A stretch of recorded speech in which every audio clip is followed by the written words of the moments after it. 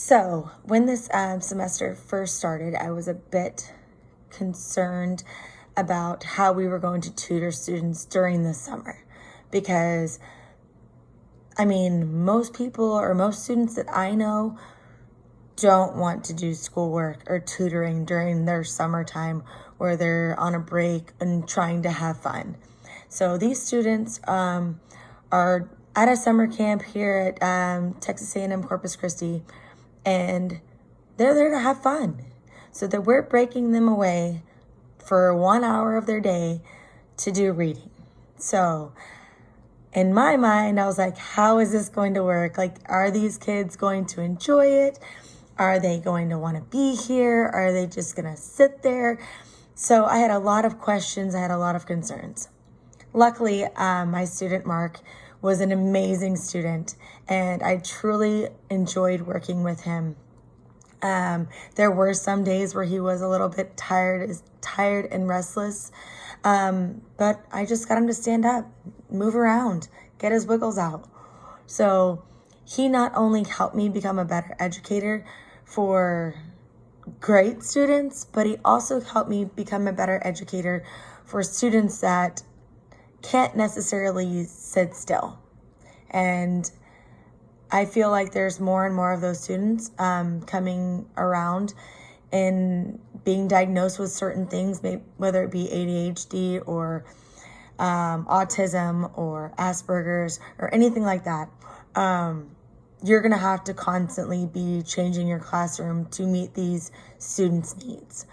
So I feel like with this class being held in the summer, and you're basically stripping these students away from fun, was a great, it was an awesome experience for me due to the fact that I was able to sit with Mark one-on-one. And even though I was only able to be with him for 8 tutoring sessions, well, technically 6 tutoring sessions, I still feel like I saw growth within him. And as an educator, that's just something that you always strive for, whether it be a large growth or even just a little growth. Growth is growth. And as an educator, you have to be proud of all your successes, big or small. And I think that's the most important thing to remember through any of this. And even though, like I said, there was some days where he was a little bit tired and restless, and those were usually the days that I tutored him at 11 a.m. instead of 10 a.m., we had to work around it. We still had to get our tutoring session in. We still had to get everything completed. And so me and Mark just muscled through it, and I truly enjoyed every single second that I had with him. I also had the opportunity to sit in on a training or a tutoring session with Megan Ramos and her student Thalie, I think you say it.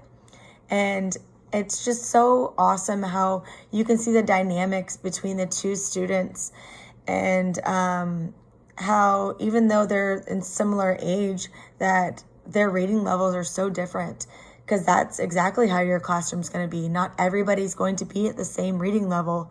So you have to be able to diversify your lesson plan so that everybody is getting the full lesson, even though they're on different levels.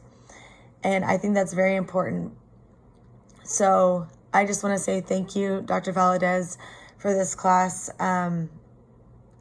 It was truly eye-opening, and I learned so much from my peers, from you, from my student, and I just can't wait to see what my future holds and when I become an educator in this field. Thank you so much.